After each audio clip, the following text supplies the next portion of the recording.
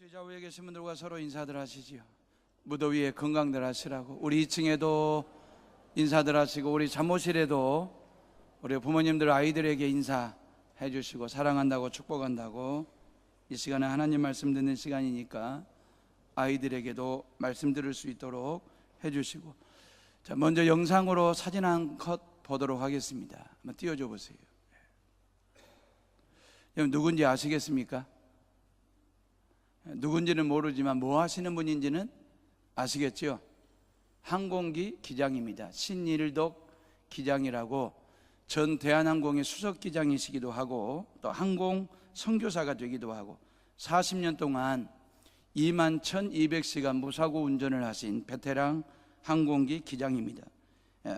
이렇게 40년 비행하시면서 10,000명 넘는 그 손님들에게 복음을 전하신 분. 이분의 별명이 뭐냐면 할렐루야 캡틴이라는 거예요. 그러니까 이륙하기 전에 기내 방송을 하잖아요. 기장께서 인사도 하고. 그러면서 그림 내려주시고 제 얼굴 좀 띄워주세요. 이제 그 이륙하기 전에 이렇게 그 기내 방송을 하는데 이 신일덕 장로님은요 할렐루야 그렇게 안내 방송을 한다는 거예요. 그러면 할렐루야 신일덕 기장입니다. 이 비행기는 하나님이 동승하고 계십니다. 여러분 편안하게 비행하시기를 바랍니다. 할렐루야. 할렐루야로 인사해서 할렐루야로 끝내는 어느 누구도 말릴 수 없는 기내 방송을 하는 신일덕 장로님, 신일덕 기장 되시는 분이거든요. 어느 날 하루는 사이판으로 신혼부부 60일상하고 일반 승객들 한 150명 가까이 태우고 사이판을 향하여 평온한 비행을 했답니다. 이제 착륙 15분 전에 이제 그 자동 시스템에 따라서 양쪽 날개 밑에 있는 바퀴가 앞바퀴가 이렇게 나오고 그러면서 이제 착륙 준비를 하는 건데 이 착륙 15분 전에 유압 장치에 문제가 생겼다는 것을 발견한 거예요.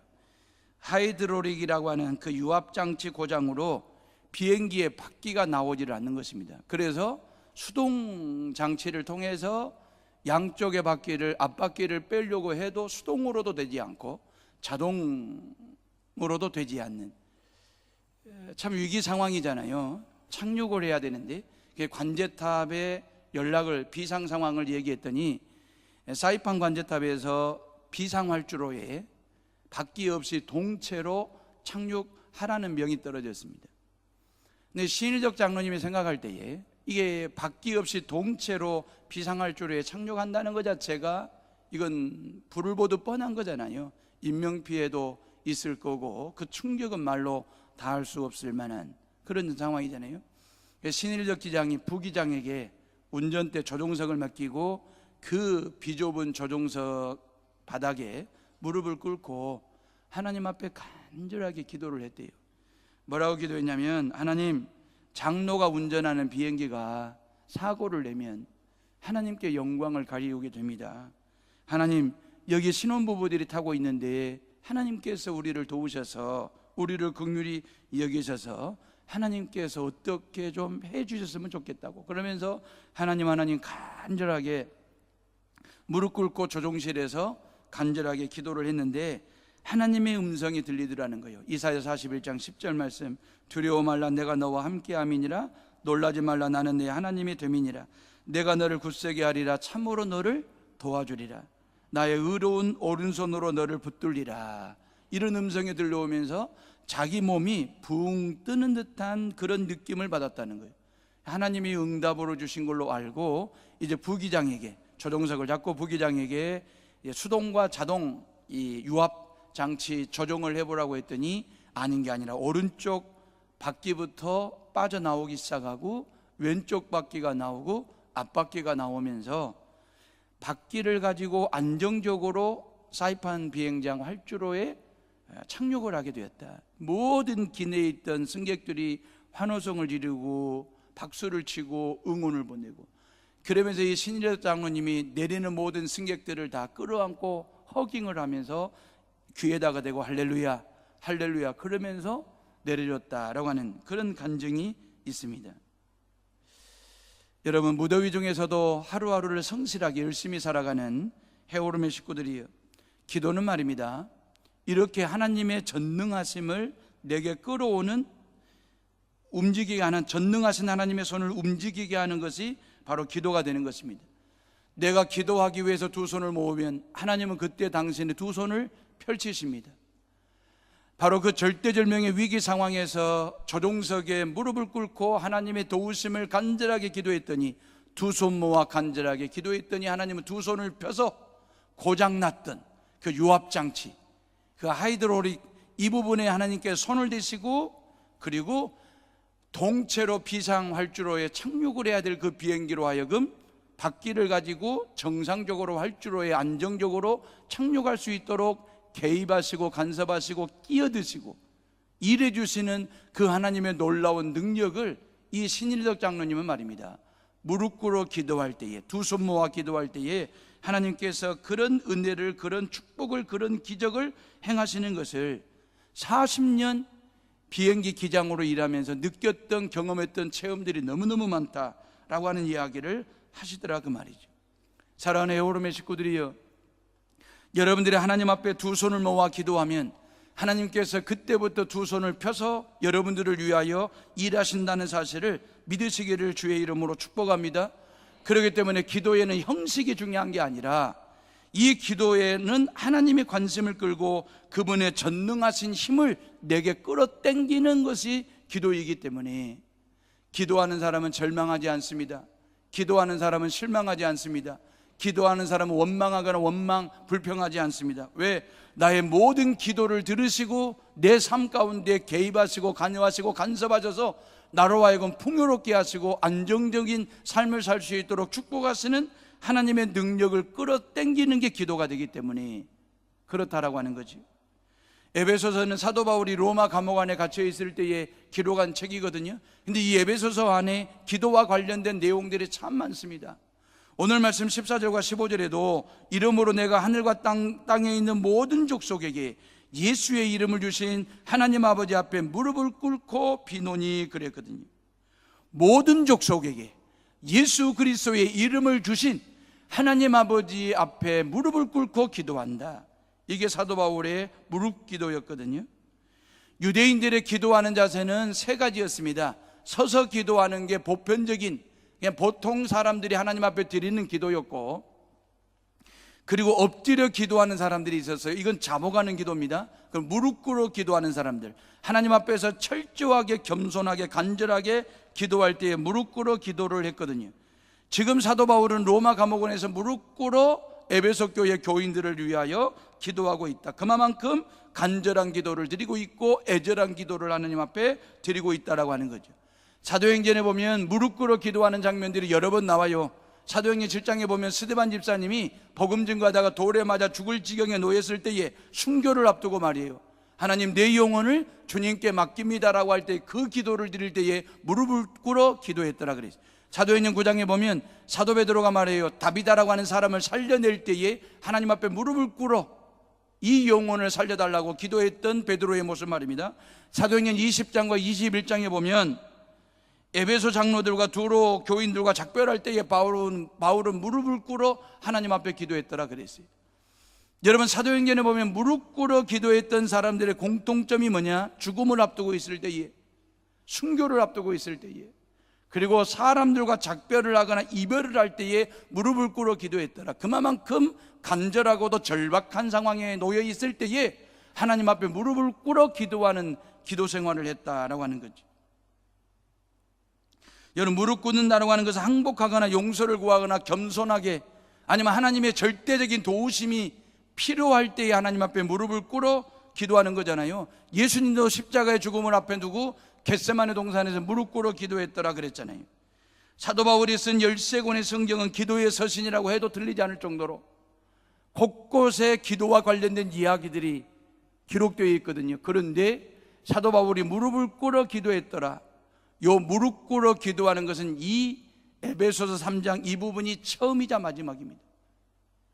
다시 말하면 사도 바울에게 무릎 꿇어 기도했던 것은 그만한 간절한 기도라고 하는 거잖아요. 절절하고도 애절한 기도라고 하는 거잖아요. 그러면 도대체 사도 바울이 뭐가 그리 간절하고도 애절하길래 하나님 앞에 로마 감옥 안에서 무릎을 꿇어 기도했을까?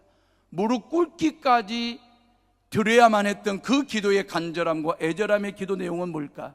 오늘 이 시간은 요 얘기를 하면서 은혜를 나누려고 합니다. 16절 말씀입니다. 우리 다 같이 16절을 읽어봅니다. 시작. 그의 영광의 풍성함을 따라 그의 성령으로 말미암아 너희 속사람을 능력으로 강건하게 하시오며 그랬어요. 여러분, 에베소 교회 교인들의 속사람이 성령으로 말미암아 강건하게 해 주시옵소서. 이 기도를 하려고 무릎을 꿇어 기도했더라 그랬어요.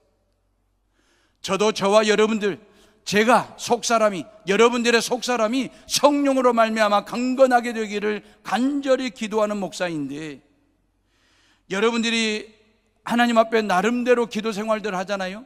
개인 기도를 하거나 공예배 때 대표 기도를 하거나.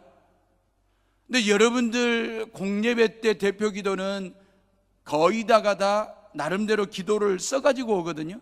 써가지고 오는 과정에 탈고도 하고 수정도 하고, 그렇기 때문에 여러 가지 기도 내용 자체가 아주 깔끔하고 정리가 됐고 정돈이 되어 있는 정말 중요한 기도 내용들만 핵심 요약해서 대표 기도는 그렇게 합니다. 근데 개인 기도는 그럴 필요가 없잖아요. 서론본론 결론 따질 것도 없고 중구난방식으로 해도 앞뒤 좌우 가리지 않고 그냥 하나님 앞에 내 마음속에 있는 것들을 다 토해내고 하나님 앞에 내 마음속을 비우는 심정으로 하나님 앞에 얼마든지 울부짖어 기도하며 무릎 꿇어 기도하며 두 손 모아 기도하며 하나님 앞에 간절하게 애절하게 얼마든지, 개인 기도는 말입니다, 중구난방식으로 해도 앞뒤 좌우 가리지 않고 기도를 해도 상관이 없잖아요. 그러면 여러분들의 기도 말입니다, 개인 기도를 한번 녹음해서 한번 들어보세요. 요즘은 스마트폰에 녹음 기능이 다 있거든요.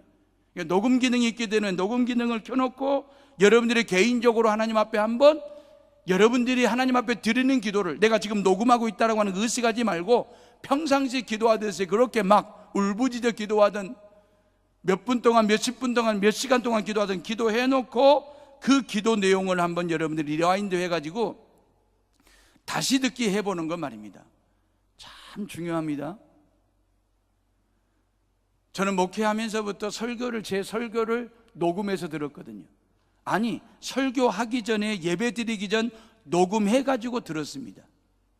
녹음해가지고 듣고 다시 다듬고 또 녹음하고 다시 듣고, 그리고 예배 때 녹음해가지고 이제 봉고차 가지고 여기저기 신방 다니면서 돌아다니면서 다시 듣고, 그러면서 제가 제 설교를 듣고 다듬었어요. 오래전부터 CBS 방송이나 극동방송을 통해서 다시 듣고 홈페이지에 들어가서, 요즘은 교회 홈페이지에 동영상이 떠 있습니다. 예, 동영상 설교를 제가 다시 한번 다시 보기를 합니다. 다시 보기를 통해서 손동작 모션이나 아니면 여러 가지 말하는 투나 행동하는 여러 가지 모든 것들 제가 스스로 다듬고 고쳐갑니다. 제가 시선 처리하는 걸 다듬어야 되겠다, 고쳐야 되겠다, 나름대로 그렇게. 여러분들도 여러분들의 기도를 말입니다, 한번 녹음해서 들어보는 건 말입니다.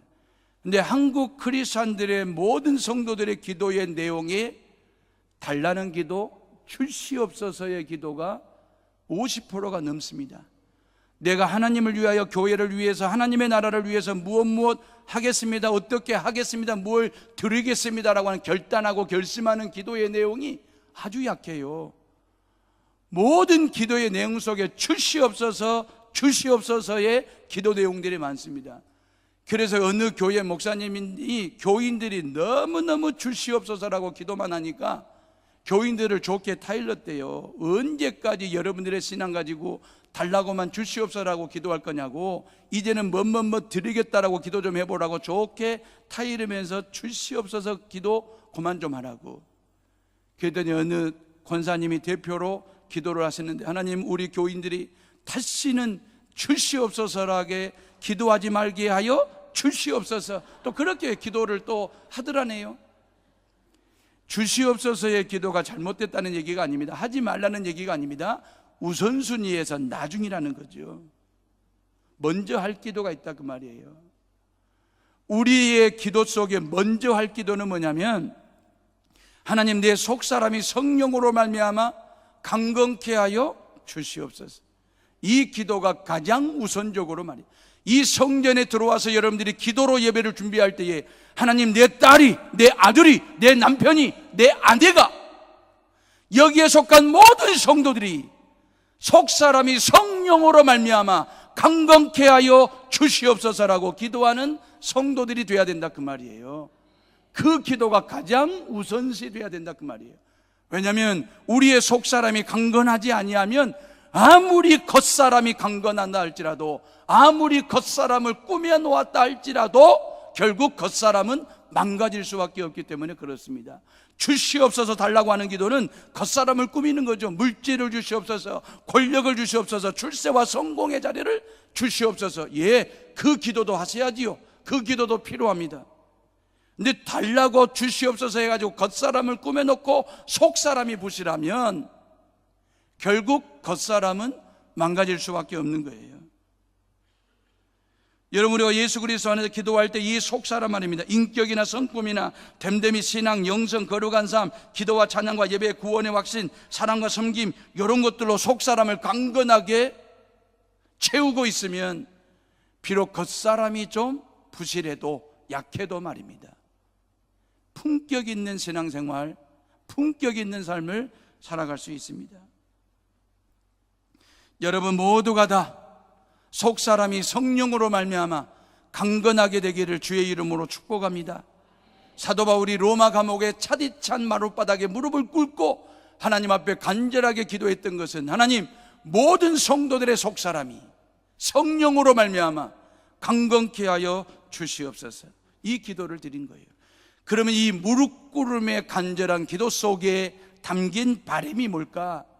제 나름대로 한번 곰곰이 생각해 봤습니다. 속사람이 성령으로 말미암아 강건케 되기를, 이 말씀, 이 기도의 바람은 도대체 뭘까? 그것은 하나님 보시기에 참 괜찮은 사람, 하나님 보시기에 참 괜찮은 교회, 하나님 보시기에 참 괜찮은 성도 되기를 원하는 마음이 사도 바울의 마음속에 있었겠다라는 생각을 해보았습니다.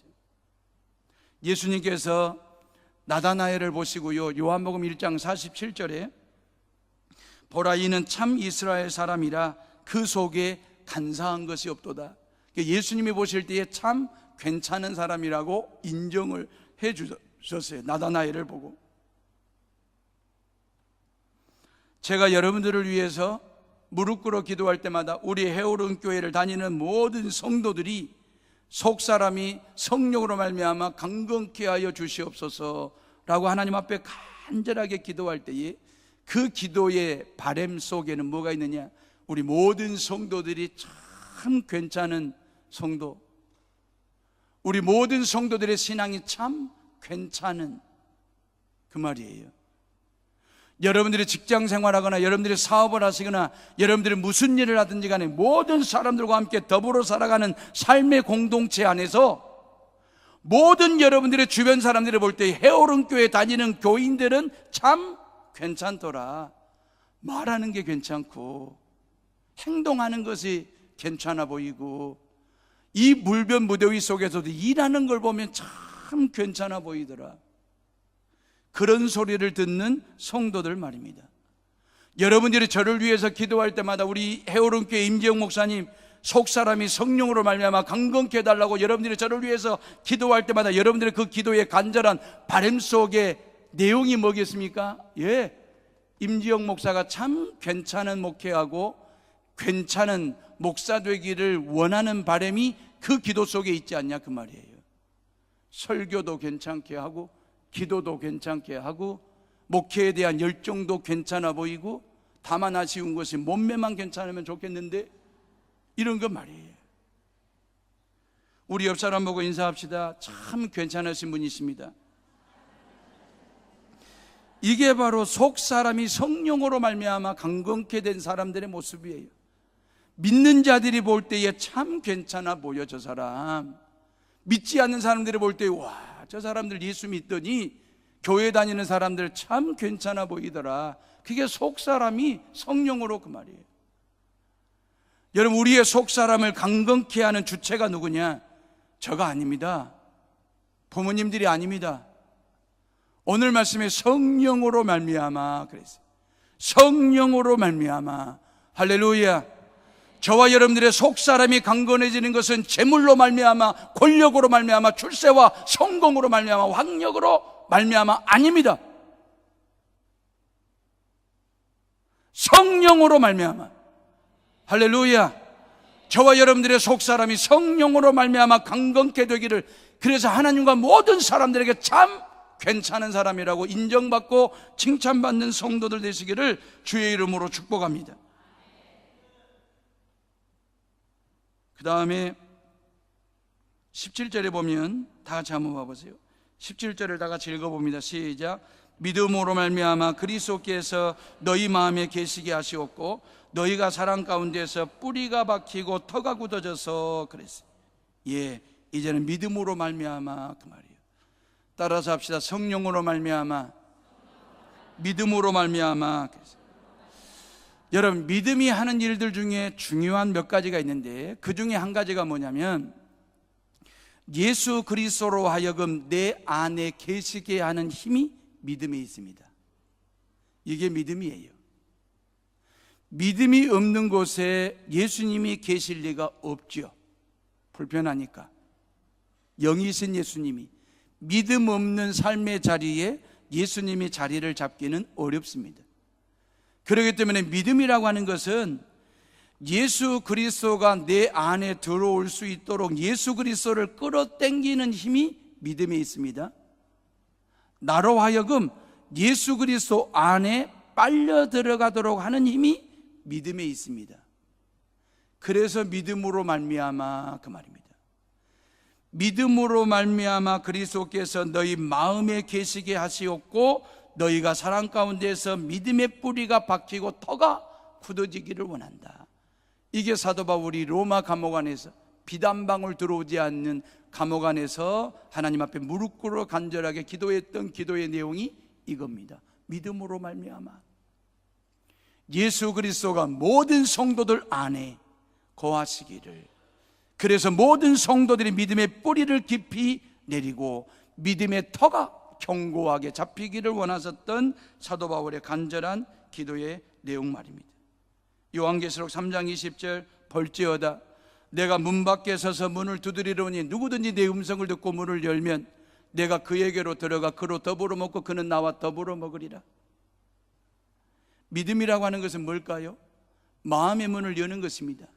마음의 문을 누가 엽니까? 믿음 있는 사람이 엽니다. 그 믿음은 뭡니까? 내 마음 밖에서, 내 인생 밖에서 내 인생의 문을 두드리고 계시는, 내 마음의 문을 두드리고 계시는 예수 그리스도가 서 계신다는 사실을 믿는 그 믿음 말이에요. 그 예수 그리스도께서 내 마음의 문을 노크하고 계신다라고 하는 사실을 믿는 그 믿음 말이에요. 내가 마음의 문을 열기만 하면, 오픈하기만 하면 그 예수 그리스도께서 내 안에 들어와 나와 함께 더불어 먹고 나는 그 예수 그리스도 안에 들어가 더불어 먹고 살 수 있다라고 하는 믿음을 가진 그 믿음 말이에요. 그 믿음으로 말미암아 예수 그리스도 안에 들어가고 예수 그리스도가 내 안에 들어오시고, 그러면 어떻게 되는 겁니까? 예수 안에서 변함없는 끊임없는 사귐이 이루어지는 것입니다. 예수 안에서 끊임없는 변함없는 만남이 이루어지게 되는 것입니다. 그리고 그 주님과 내가 하나가 되는, 한 몸이 되는 놀라운 은혜가 말입니다. 언제 일어나느냐? 믿음을 가지고 마음의 문을 열 때에 그 말이에요. 예수님께서 끊임없이 변함없이 노크하세요. 열 때까지. 끊임없이 변함없이 우리의 마음의 문을 노크하시는 이유는 우리에게 요구할 게 있어서가 아니라 우리에게 필요한 것이 무엇인지를 채워주시기 위해서 내 안에 들어오시려고 하시는 거예요. 내 안에 있는 것 가져가려고 노크하시는 게 아니라 내 안에 들어오셔서 내게 필요한 것이 무엇인지를 소소한 것까지 하나하나 바리바리 다 챙겨주시고 채워주시려고 노크하시는 거예요. 그 예수 그리스도를 향하여 마음의 문을 여는 걸 믿음이라고 얘기하는 거예요. 마음의 문은 믿음으로 여는 겁니다. 믿음으로 열리는 것입니다.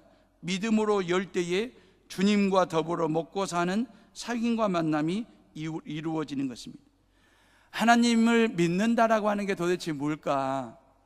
그거에 대한 확신, 그거에 대한 즐거움, 그거에 대한 재미, 보람 없이 신앙생활을 하다가도 예수 그리스도를 마음의 중심의 주인으로 모셔놓고 보니까 예수 그리스도가 내 안에 들어오신다는 게 내 안에 내주하신다라고 하는 것이 바로 이런 재미구나.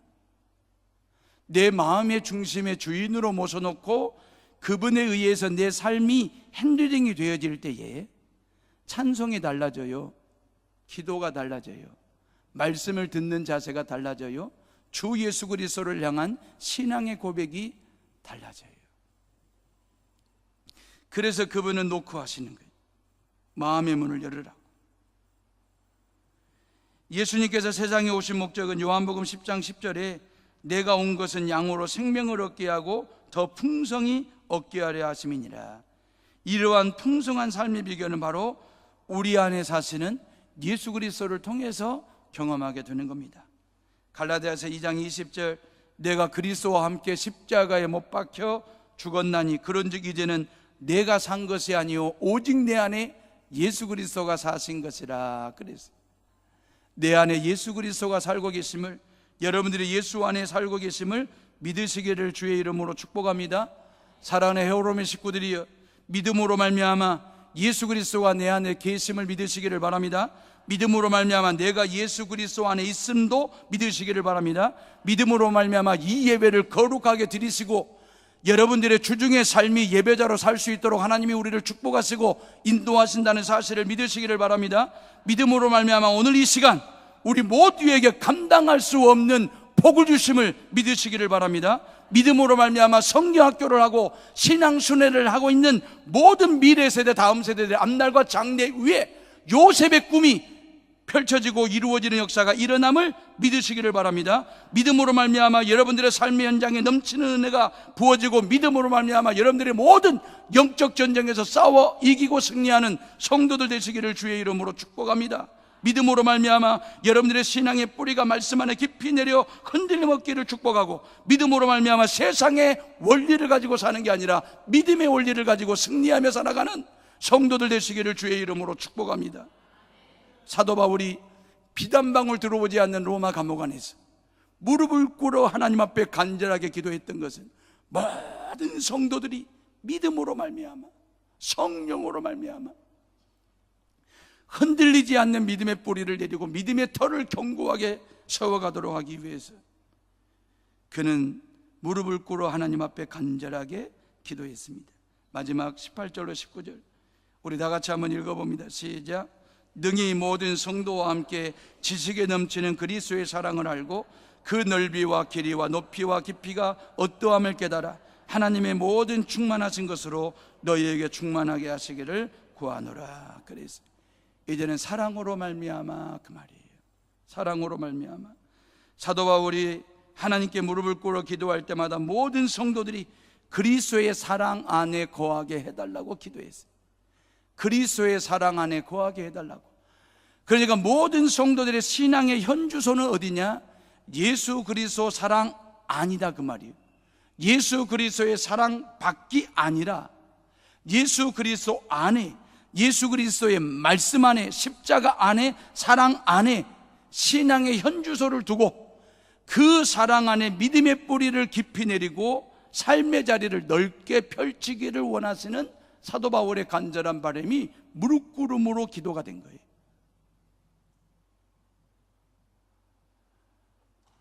오늘 말씀에 그랬잖아요. 19절에 그 넓이와 길이와 높이와 깊이. 여러분, 하나님의 사랑의 넓이를 측량할 수 있습니까? 하나님의 사랑의 깊이를 잴 수 있습니까? 하나님의 사랑의 높이를 측량할 수 있습니까? 그 길이와 넓이와 높이와 깊이를 말입니다. 이건 측량할 수 없는 하나님의 사랑을 이야기하는 거거든요. 예수 그리스도의 십자가의 죽음, 부활 말입니다.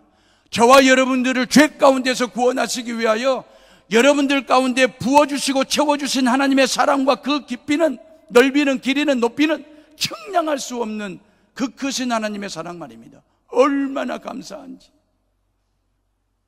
그 사랑의 깊이는 낮고 낮은 데까지 심오합니다. 그 하나님의 사랑의 길이는 영원부터 영원까지 알파와 오메가가 되는 것입니다. 그 하나님의 사랑의 넓이는 인류를 덮고도 남는 넓이가 되는 것입니다. 그 하나님의 사랑은 저와 여러분들을 끌어올려서 하나님과 눈높이를 하도록 끌어올려 주시는 그 높이 있는 사랑, 넓이가 있는 사랑, 길이가 있는 사랑, 깊이가 있는 사랑 말입니다. 그 사랑 안에 믿음의 현주소를 가지고 사랑 안에서 사랑하며 그 말이에요. 우리가 측량할 수 없는 하나님의 사랑을 받았으니 측량할 수 없는 사랑을 가지고 이웃 사람들에게 나누고 베푸는 그 사랑 말입니다. 사랑의 길이가 언제 더 길어지는 줄 아십니까? 측량할 수 없는 하나님의 사랑의 길이를 내가 받았어요. 그 사랑을 나눌 때에 내 사랑의, 하나님의 사랑의 길이는 더 길어지는 것입니다. 사랑의 깊이는 언제? 하나님의 사랑을 나눌 때에. 사랑의 높이는 언제 더 높아지느냐? 내가 하나님의 사랑을 나누고 베풀 때에. 사랑의 넓이는요, 하나님의 사랑을 나눌 때에. 가정 안에서, 직장 안에서 모든 사람들과 함께 하나님의 사랑을 나눌 때에 사랑의 넓이는 넓어지고 길이는 길어지고 깊이는 깊어지고 높이는 더 높아지는, 여러분들의 사랑이 그렇게 길어지고 높아지고 넓어지고 깊어지는 사랑 되시기를 주의 이름으로 축복합니다. 지난 7월 20일 수요일 날 저에게 이메일 2통이 왔습니다. 여러분들이 50개국 선교사님들에게 보낸 선물 꾸러미에 대한 이메일 편지는 지금 게시판에다 게시되어 있고, 지난 수요일 날 2통의 편지가 이메일이 왔어요. 전화도 왔는데, 하나는 이런 식입니다. 방글라데시에서 온 이경엽 선교사님이 보낸 편지의 내용인데, 내용은 이런 겁니다. 방글라데시는 지금 IS, 이스라엘 테러 국가잖아요. IS 때문에 모든 사람들의 신변의 위험 때문에 국가가 비상사태라는 거예요. 선교사님들이 밀림 같은 선교지에 들어갈 수 없는, 다 통제가 되어버린 그런 상황 말입니다. 그러면서 이번 여름에 방글라데시로 단기 선교를 오기로 한 한국 교회 4개 교회가 있었대요. 근데 그 4개 교회 방문팀을 부득이하게 모두 다 취소할 수밖에 없었대요. 그러면서 6월, 7월 달 사역이 단기 선교팀이 다 취소가 되면서 한가한 시간이 되었는데, 오히려 하나님 앞에 감사하다는 거예요. 왜? 그동안에 너무나 바쁘고 분주하다라고 말씀 기도하는 데 게을리했는데 6월, 7월 동안 선교사 부부가 애들과 함께 그런 시간을 갖게 하신 하나님의 은혜에 감사하면서, 그러면서도 이런 즈음에 오늘 보내주신 선물이 가뭄의 단비같이 여겨지면 어찌일까요? 정말 감사합니다. 여름 단기팀들이 필요한 물건을 부탁해 놓았는데, 단기팀들에게 필요한 물건 좀 가져오라고 다 부탁을 해놨는데 이게 취소가 되어버렸잖아요. 소포 포장을 뜯는 순간 정말 필요한 것들이 들어있어 새삼 깜짝 놀랐습니다. 지난 3월 말에 방글라데시로 새롭게 선교사로 들어온 가정도 라면을 보고 엄청 놀랐다는 거예요. 이번 팀들에게 라면을 부탁했는데 취소가 되었거든요. 오늘 저녁에는 2 가정이 모여 라면 파티를 할 겁니다. 그랬어요. 2 가정이면 어른만 하더라도 4명일 텐데 딸린 애들까지 하면 박스 안에 5개들이 라면 보냈는데, 그 라면 5번 끓여놓고 몇 식구가 둘러앉아 몇 가닥을 건져 먹을까요?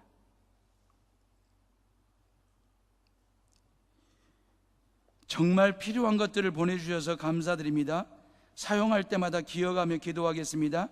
특히 수고해 주신 무선 1구역 구역장 박다희 권사님, 여러분들께 감사 인사를 전해드리고 선물 박스를 열면서 여러분들의 사랑과 관심 그리고 배려함과 세심함이 들어있는 것을 느끼게 되었습니다.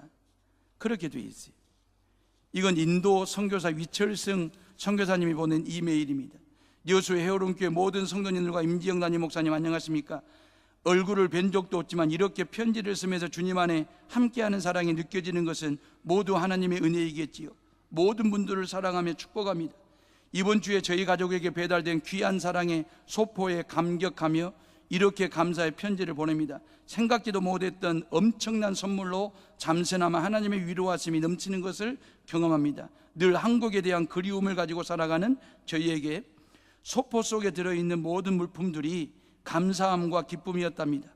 하나밖에 없는 딸 시은이는 라면을 보고 너무너무 좋아했고, 아내는 생활에 꼭 필요한 모든 물품들, 여성용품들, 반지꼬리, 행주, 부엌용품, 맛있는 반찬들이 말할 수 없는 행복이 되었습니다. 물론 저 또한 오랜만에 한국 물품을 사용할 수 있는 시간을 가지며 고국을 생각할 수 있었습니다. 소포를 보내주신 해오른교회 다시 한번 감사를 드리고, 무엇보다도 선물과 함께 보내주신 2통의 편지를 읽으며 힘들고 지쳐있던 저희 가정에 이곳에 더 힘을 내며 살라는 위로요 사랑이었습니다. 이 일이 벌써 11년 되었다니, 이런 내용들 중간 생략하고, 모든 물품은 상함 없이 파손 없이 잘 배달되었습니다. 보내신 날이 4월 24일이라고 편지에 기록되어 있는데 오늘이 벌써 7월 20일이니 거의 3달 만에 도착했네요.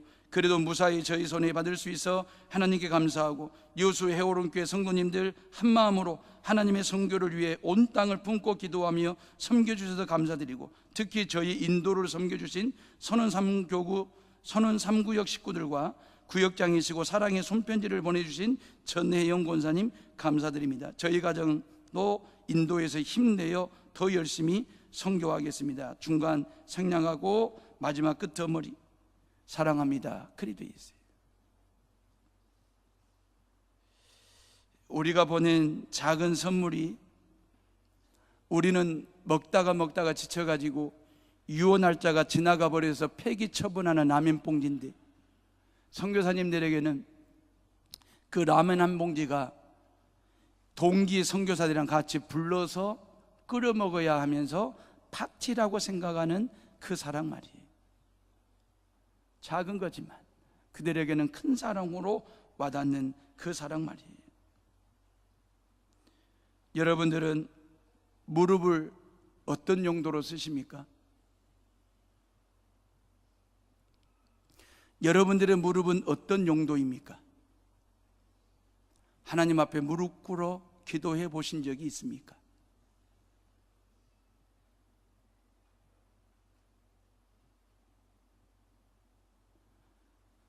여러분들의 남편과 아내와 여러분들의 자녀들의 속사람이 성령으로 강건케 되고, 믿음으로 말미암아 사랑으로 말미암아 여러분들의 가정과 여러분들의 자녀들의 삶이 믿음 위에 든든하게 견고하게 흔들림 없이 설 수 있도록 하나님 앞에 무릎 꿇어 보셨습니까?